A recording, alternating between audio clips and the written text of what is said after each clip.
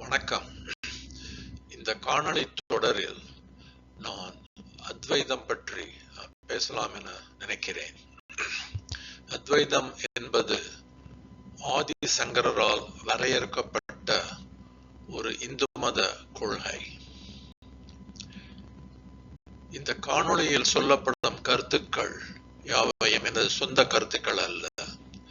பல நூல்களை படித்தும் பல அறிஞர்களின் சொற்பொழிவுகளை கேட்டும் எனக்கு ஏற்பட்ட புரிதலை இந்த காணொளியில் பதிவு செய்கிறேன். எப்பொருள் யார் யார் வாய் கேட்பினும் அப்பொருள் மெய்ப்பொருள் காண்பது அரிது என்று வள்ளுவர் சொன்னதை நினைவிற்கொண்டு இந்த காணொளியில் கேட்கப்படும் கருத்துக்களை நீங்களும் சிந்தித்து ஒரு முடிவுக்கு வர வேண்டும் என்று வேண்டுகிறேன்.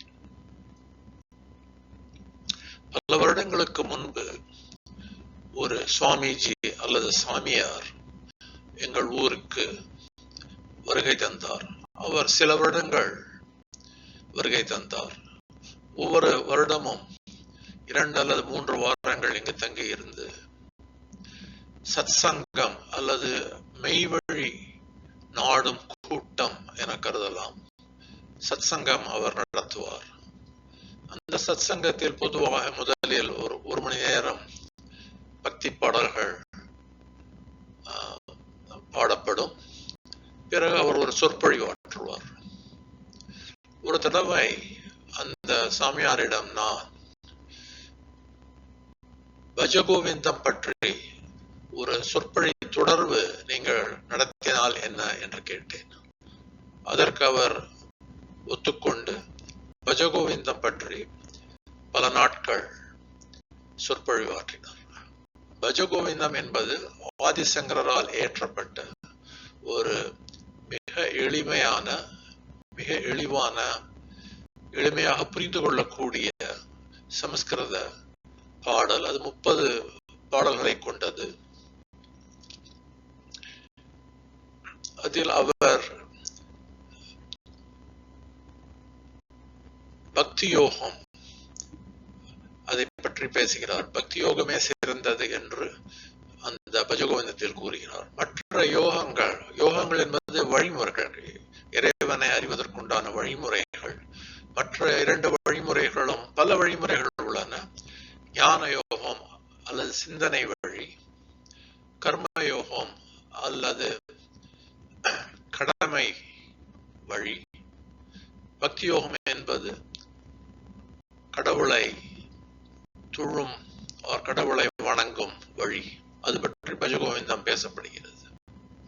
இந்த சொற்பொழிவுகளின் அற்புதம் என்னவென்றால், அதை பற்றி பேசும் பொழுது பலவிதமான கருத்துக்கள், வேதங்கள், உபநிடதங்கள், இதிகாசங்கள், புராணங்கள், பகவத்கீதை போன்ற நூல்கள் எல்லாவற்றிலிருந்தும் அவர் மேற்கோள்கள் காட்டி பேசுவது நமது மனதிற்கும் செவிக்கும் மிக விருந்தாக அமையும்.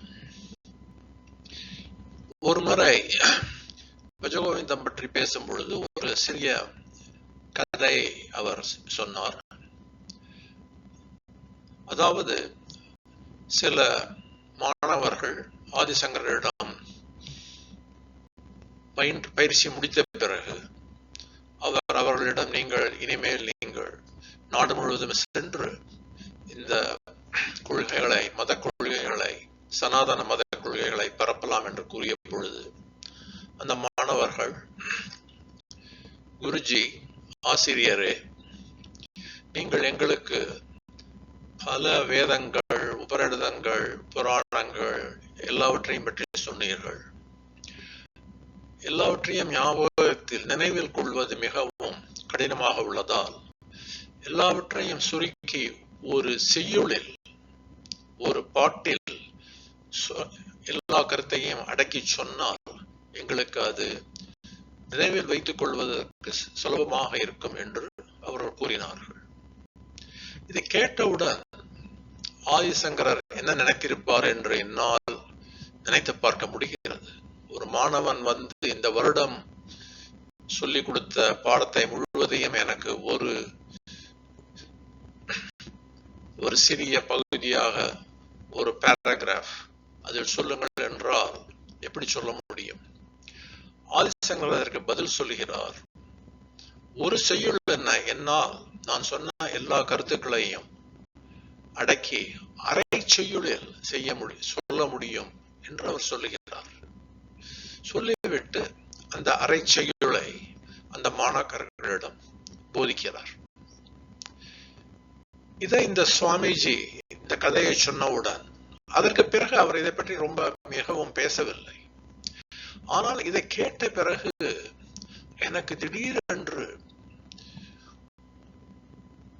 என் மனதில் ஏதோ ஒரு அதிர்ச்சிகரமான அனுபவம் ஏற்பட்டது. ஆதிசங்கரர் இப்படி ஒரு அரை செய்யுளில் இந்த கருத்தை சொல்கிறார் என்றால் அதில் உண்மை இருக்க வேண்டும். இது மற்றொரு கதையை எனக்கு ஞாபகப்படுத்தியது. நீங்கள் எல்லாம் ராமானுஜன் என்ற கணித மேதையை பற்றி கேட்டிருப்பீர்கள். இந்த ராமானுஜன் பள்ளி படிப்பை முடித்துவிட்டு கல்லூரிக்கு போகவில்லை. சென்னை துறைமுகத்தில் ஒரு கணக்கராக வேலை பார்த்து வந்தார். மதிய உணவு இடைநேரத்தில் அவர் தனியாக அமர்ந்து கொண்டு பல கணிதத்தில் ஆராய்ச்சி செய்து பல தேற்றங்களை நிரூபித்து அவர் எழுதி கொண்டிருப்பார். அவர் ஆயிரக்கணக்கான தேற்றங்களை உருவாக்கி நிரூபித்தவர். இதை பார்த்த ஒரு வெள்ளைக்கார அதிகாரி ராமானுஜனிடம் நீ என்ன செய்கிறாய் என்று கேட்டபொழுது இவர் கணக்கில் புதிய புதிய முடிவுகளை இவர் நிரூபித்துக் கொண்டு வருவதாக கூறினவுடன் இதை நீ ஏன் இங்கிலாந்தில் உள்ள கணித பேராசிரியர்களுக்கு அனுப்பி அவர்கள் என்ன சொல்கிறார்கள் என்று கேள். ராமானுஜனும் அதற்கு ஒத்துக்கொண்டார். ஏனென்றால் அவர் மிகவும் ஏழை குடும்பத்தை சேர்ந்தவர். அவருக்கு இந்த வருமானம், துறைமுகத்தில் வேலை பார்க்கும் வருமானம் போதவில்லை. ஆதலால் ஏதாவது பண உதவி கிடைத்தால் நன்றாக இருக்கும் என்று அவர் இங்கிலாந்தில் உள்ள பல பேராசிரியர்களுக்கு அவருடைய தேற்றங்களை அனுப்பினார். ஆனால் எல்லா பேராசிரியர்களும் இதை பார்த்தவுடன் ஒரு பள்ளிக்கூட படிப்பை, உயர்நிலை பள்ளி படிப்பை முடித்தவர் இதை அனுப்புகிறார், இது ஏதோ ஒரு பைத்தியக்காரத்தனமான வேலையாக இருக்கும் என்று தூக்கி எறிந்து விடுகிறார்கள். ஆனால் ஒரு பேராசிரியர், அவர் பெயர் ஜோஃப்ரி ஹார்டி, அவர் அதை பார்த்துவிட்டு எனக்கு இது ஒன்றும் அவ்வளவாக புரியவில்லை, அரைகுறையாக புரிகிறது, ஆனால் இது உண்மையாகத்தான் இருக்க வேண்டும், இது தவறாக இருக்கவே முடியாது, இது மாதிரி ஒரு தேற்றத்தை யாராலும் கற்பனை செய்து எழுத முடியாது, அதை நிரூபித்து தான் அவரால் ஆகியிருக்க வேண்டும் என்று சொல்லி ராமானுஜனை இங்கிலாந்திற்கு வரவழைக்கிறார். அவருக்கு உதவித்தொகையும் கொடுத்து அவர் 4-5 வருடங்கள் அங்கு வேலை பார்த்து பிறகு உடல் நலம் குன்றி இந்தியாவிற்கு திரும்பி வந்து விடுகிறார். அவரும் ஆதிசங்கரர் போலவே 32 வயதில் இறந்து விடுகிறார். ஆனால் அந்த 32 வயதில் அவர் மிகவும் பிரசித்தி பெறும் பல கணித முடிவுகளை நிரூபித்து ஆய்லர், கவுஸ், நியூட்டன் போன்ற மேதைகளின் இடத்தை பெற்றுவிட்டார். அது ஒரு புறம். இந்த ஆதிசங்கரின் அரை செய்யுளை கேட்ட பிறகு எனக்கு அந்த சுவாமியின் சொற்பொழிவில் கவனம் செலுத்த முடியவில்லை. அதை பற்றிய பல வருடங்களாக நினைத்துக் கொண்டு பல புத்தகங்களை படித்து அதை பற்றி யோசித்து வந்ததின் முடிவுதான் இந்த காணொளி. அந்த ஸ்லோகம் என்னவென்று பார்ப்போம். முதலில் அந்த ஸ்லோகத்தை படித்துவிட்டு பிறகு அதனுடைய அர்த்தத்தை சொல்லுகிறேன். ஸ்லோகார்த்தேன பிரவக்ஷ்யாமி யத் உக்தம் கிரந்த கோட்டிபிஹி. நான் அரை ஸ்லோகத்தில் சொல்லுகிறேன் எந்த விஷயத்தை, எந்த உண்மையை கோடிக்கணக்கான கிரந்தங்கள், கோடிக்கணக்கான நூல்கள் சொல்லுகின்றனவோ அதை நான் அரை செய்யுளில் சொல்லுகிறேன் என்று, அரை ஸ்லோகத்தில் சொல்கிறேன் என்று முதல் வரி அந்த அரை ஸ்லோகம் அதிலேயே முடிந்து விட்டது. பிறகு இந்த இரண்டாவது வரியில் ஆதிசங்கரர் சொல்லுகிறார், பிரம்ம சத்தியம் ஜெகன் மித்யா ஜீவோ பிரம்மே ஏவ ந பராஹா. அவர் பல கருத்துக்களை இந்த ஒரு வரியில் சொல்லுகிறார். அது ஒவ்வொன்றும் என்னவென்று பார்ப்போம். பிரம்ம சத்தியம், பிரம்மம் என்பது பிரம்மா இல்லை. பிரம்மா என்பது உலகை படைத்த கடவுள். இதற்கு பிரம்மன் என்று ஆங்கிலத்தில் சொல்லுவார்கள். அவர் பிரம்மம், நாம் பிரம்மம் என்று சொல்வோம். பிரம்மம் ஒன்றே உண்மையானது, பிரம்ம சத்தியம். ஜெகன் மித்யம், இந்த உலகம் பொய்யானது, இது இரண்டாவது கருத்து. ஜீவோ ஆத்மன், ஜீவோ என்பது ஜீவன், ஒரு ஆத்மனை குறிக்கிறது, அது மூணாவது கருத்து. பிரம்ம ஏவ, ஜீவனுக்கும் இந்த ஆத்மாவுக்கும் பிரம்மனுக்கும் ந பராகா, அபாரம் என்றால், பர என்றால் ஈக்குவல். கால்ஃப் விளையாட்டத்தில் கூட பார் 4 பார் 5 என்று சொல்வார்கள்.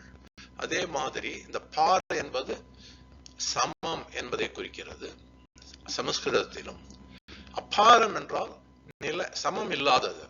ஒருவர் அபாரமாக பாடினார், ஒருவர் அபாரமாக விளையாடினார், அபாரமாக சிக்ஸர் அடித்தார் என்று சொல்லுகிறோம். அதற்கு அந்த அபாரம் என்றால் சமம் இல்லாத, இணை இல்லாத ஒரு விளையாட்டோ இணை இல்லாத ஒரு பாட்டோ அபாரம். பிறகு ந அபாரகா, அப்படி என்றால் இரண்டு எதிர்மறை அபாரம், தட் இஸ் ஈக்குவல் என்றுதான் அவர் சொல்லுகிறார். அதாவது ஜீவனும் பிரம்மனும், பரமாத்மாவும் ஜீவாத்மாவும் பிரம்மனும் ஆத்மாவும் ஒன்றுதான் என்று சொல்லுகிறார். இதில் பல கருத்துக்கள் உள்ளன.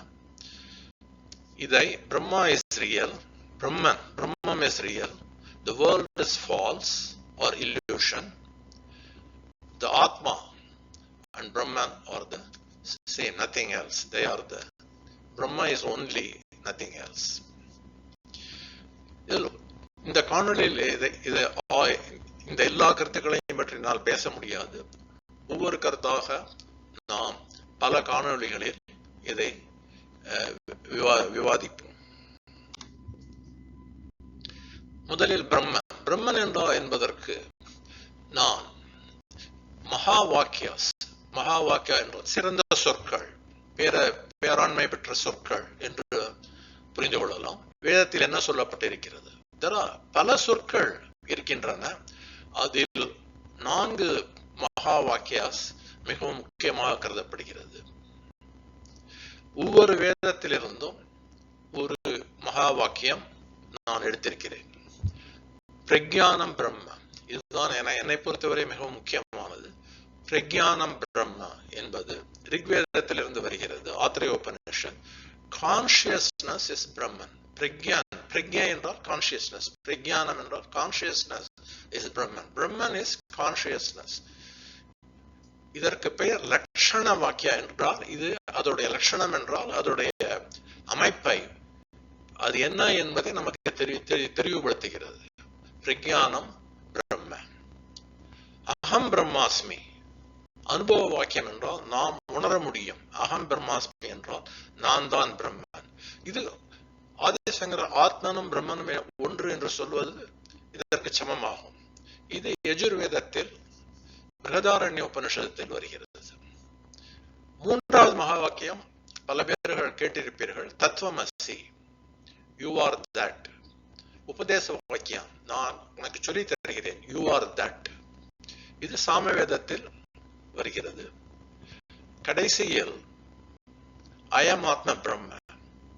இந்த 3 மகா வாக்கியங்களும் 2, 3, 4 3 மகா வாக்கியங்களும் ஒரே மாதிரியாகத்தான் இருக்கின்றன. அயம் ஆத்ம பிரம்ம, the Atman is Brahman. தத்துவமசி, அயம் பிரம்மன். இந்த 3ம் ஏறத்தாழ ஒரே மாதிரியாகத்தான் இருக்கின்றது. இந்த 4வது மகா வாக்கியம் அதர்வ வேதத்தில் வருகிறது. இதில் முதல் மகா வாக்கியம் எனக்கு மிகவும் பிடித்தது என்று சொல்வதை விட புரிந்து கொள்வதற்கு சுலபமானது. பிரக்ஞானம் பிரம்ம, கான்சியஸ்னஸ் இஸ் பிரம்மன். அப்படி என்றால் என்ன என்று பார்ப்போம். இதை என்னால் புரிந்து கொள்வதற்கு இதற்கு முக்கியமான ஒரு கருத்து ஒரு தமிழ் நூல், திருமூலர் எழுதிய திருமந்திரம் என்ற தமிழ் நூலில் கிடைத்தது. அவர் என்ன சொல்கிறார் என்றால், மரத்தை மறைத்தது மாமத யானை, மரத்தில் மறைந்தது மாமத யானை, பரத்தை மறைத்தன பார்முதல் பூதம், பரத்தில் மறைந்தன பார்முதல் பூதம். ஒரு யானை உண்மை, யானை சிற்பம் என்று சொல்லலாம், மரத்தால் செய்யப்பட்ட ஒரு யானை இருக்கிறது. கல்லால் செய்யப்பட்டதாகவும் எடுத்துக்கொள்ளலாம். இங்கு மரத்தால், திருமூலர் மரம் என்று சொல்லுகிறார். மரத்தால் செய்யப்பட்ட ஒரு பெரிய யானை சிலையோ ஒரு வடிவமோ இருக்கிறது என்று நினைத்துக் கொள்வோம்.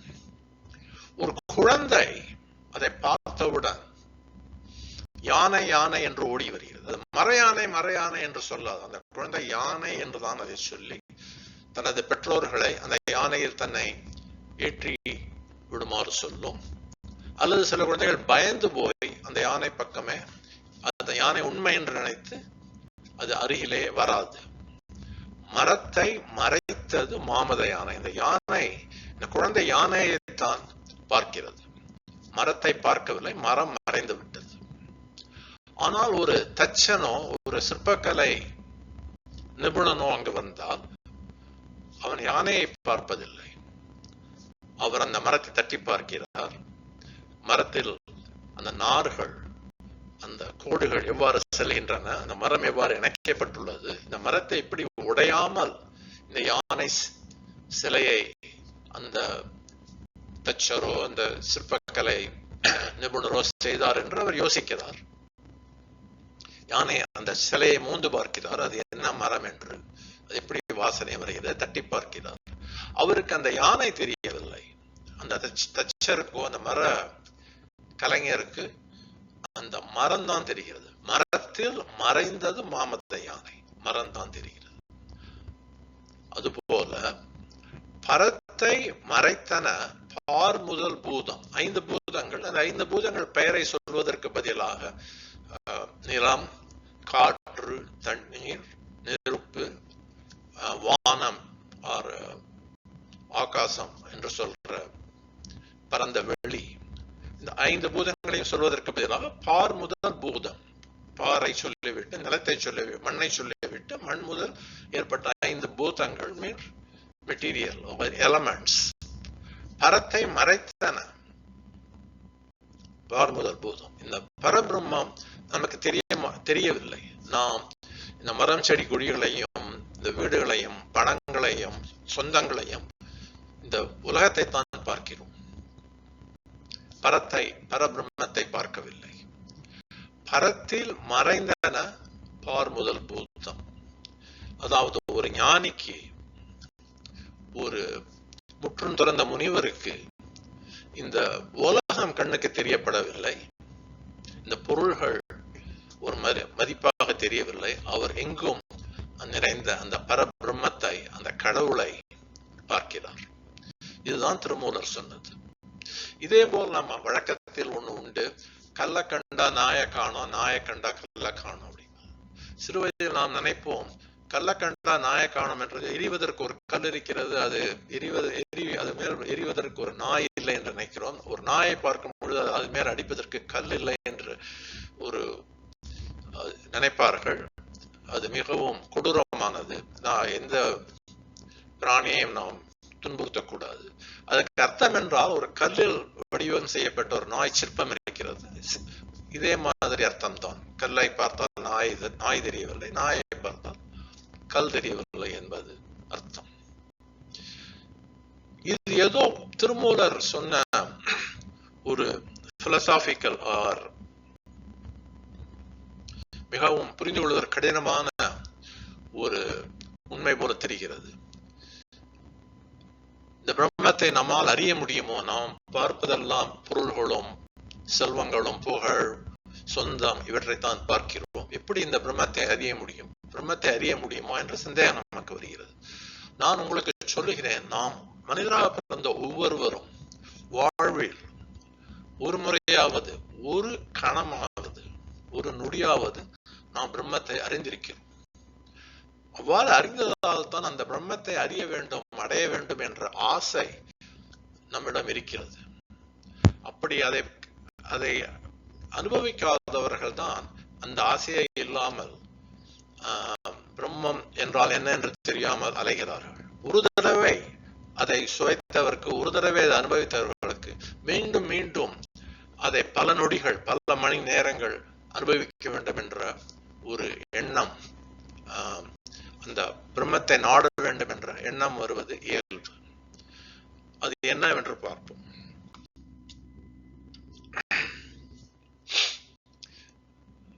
நீங்கள் ஒரு சுற்றுப்பயணமோ அல்லது ஒரு வெக்கேஷன், ஒரு மலைப்பகுதியில் போய் கொண்டிருக்கிறீர்கள், கார் ஓட்டிக்கொண்டு போகிறீர்கள். அது வளைவான சாலை. அப்பொழுது நீங்கள் அக்கம் பக்கம் பார்க்க முடியாது. சாலையை பார்த்து கவனமாக வண்டியை ஓட்டிக்கொண்டிருக்கிறீர்கள். உங்கள் குடும்பத்தார்கள் உங்களோடு அமர்ந்திருக்கிறார்கள். அவர்களெல்லாம் பேசிக்கொண்டு காட்சியை விரித்துக் கொண்டிருக்கிறார்கள். ஆனால் உங்கள் கவனமோ அந்த சாலையின் மீது இருக்கிறது. பல மைல்கள் போய் பல ஆயிரக்கணக்கான அடி உயரம் போனவுடன் திடீரென்று ஒரு சமவெளிக்கு நீங்கள் வந்து காரை திருப்பும் பொழுது அந்த பள்ளத்தாக்கை நீங்கள் பார்க்கிறீர்கள். அந்த பள்ளத்தாக்கை பார்க்கும் பொழுது அந்த காட்சி நீங்கள் இதுவரை வாழ்க்கையில் காணாத ஒரு காட்சி.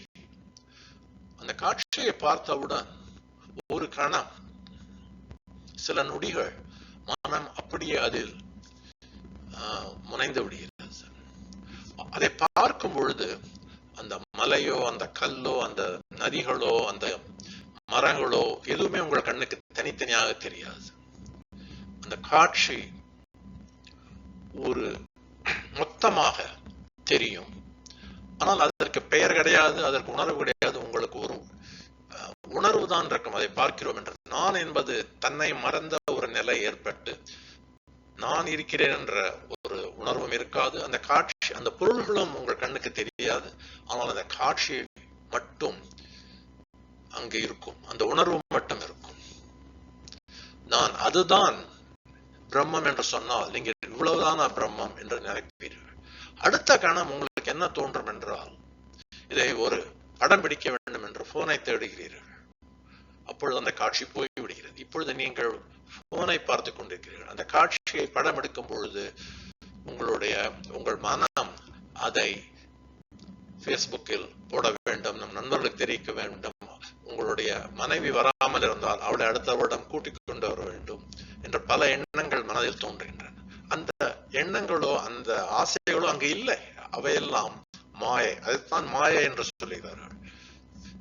Not real. பிரம்ம சத்தியம், ஜெகத் மித்தியம். அந்த ஆசைகளோ அந்த எண்ணங்களோ அங்கு இல்லை. அது உங்கள் மனதில் தான் இருக்கிறது. அது அங்கு உண்மையாக, அங்கு உண்மையாக இருப்பது மட்டும் அந்த காட்சி தான், அந்த பிரம்மம் தான். நீங்கள் அதை அரச மரம் என்று சொல்லலாம், அதை பைன் ட்ரீ என்று சொல்லலாம், பல பெயர்கள் கொடுக்கலாம். அவைகளெல்லாம் ஒவ்வொரு மொழியிலும் ஒவ்வொரு பெயர் இருக்கும். ஒவ்வொருவரும் அதை ஒவ்வொரு மாதிரி வர்ணிப்பார்கள். அவையெல்லாம் அங்கு இல்லை. அந்த பெயர்கள் எல்லாம் உங்கள் மனதில், அதனுடைய இமேஜ் உங்கள் மனதில் தான் இருக்கிறது. அங்கு இருப்பது ஒரு காட்சி தான். அந்த காட்சியை நீங்கள் ரசிக்கிறீர்கள். பிறகு உங்கள் மனைவியிடம் வருடம் நாம் வந்து இந்த காட்சியை ரசிக்க வேண்டும் என்ற ஒரு ஆசை வருகிறது. தென் வருடம் வருவதற்கு நமக்கு பணம் இருக்குமா என்று தோன்றுகிறது. பல கவலைகள் வருகின்றன. அடுத்த வருடம் வர முடியாமல் போய்விட்டால் என்ன என்று தோன்றுகிறது. ஆதலால் இந்த எண்ணங்கள் எல்லாம் அங்கு இல்லை. அதெல்லாம் இந்த உலகத்தை சார்ந்த எண்ணங்கள். அந்த காட்சியை அனுபவிப்பதுதான் பிரக்ஞன், கான்சியஸ்னஸ், அவேர்னஸ். அதுதான் பிரக்ஞானம், பிரம்ம என்று சொல்வது. கான்சியஸ்னஸ் பிரம்மன் என்பது அந்த உணர்வு தான் பிரம்மன். மற்ற நினைவுகள் ஞாபக சக்தியிலிருந்து வருகிறது. அவை பரபிரம்மம் அல்ல. இப்பொழுது நீங்கள் அந்த மாதிரி நினைக்கும் பொழுது நீங்கள் அந்த யானையை தான் பார்க்கிறீர்கள், மரத்தை பார்க்கவில்லை. அந்த குழந்தை போல அந்த ஒவ்வொரு பொருட்களையும் ஒவ்வொரு நினைத்து பார்க்கிறீர்கள். இந்த காணொளியை இதோடு முடித்துக் கொள்கிறேன். அடுத்த காணொளியில் இதை பற்றி நிறைய நாம் விவாதிக்க வேண்டியிருக்கிறது. இதோடு முடிய போவதில்லை. இதற்கு முன்னால் ஆத்மா என்ற நமது வேதாந்தம், நமது இந்து மதம் என்ன சொல்லுகிறது என்று பார்ப்போம். பிற ஆத்மனும் பிரம்மனும் ஒன்றுதான் என்று ஆதிசங்கரர் சொல்லுகிறார். அதுதான் அத்வைதத்தின் முக்கியமான கோட்பாடு. அது எப்படி என்று அடுத்த காணொளியில் பார்ப்போம். நன்றி, வணக்கம்.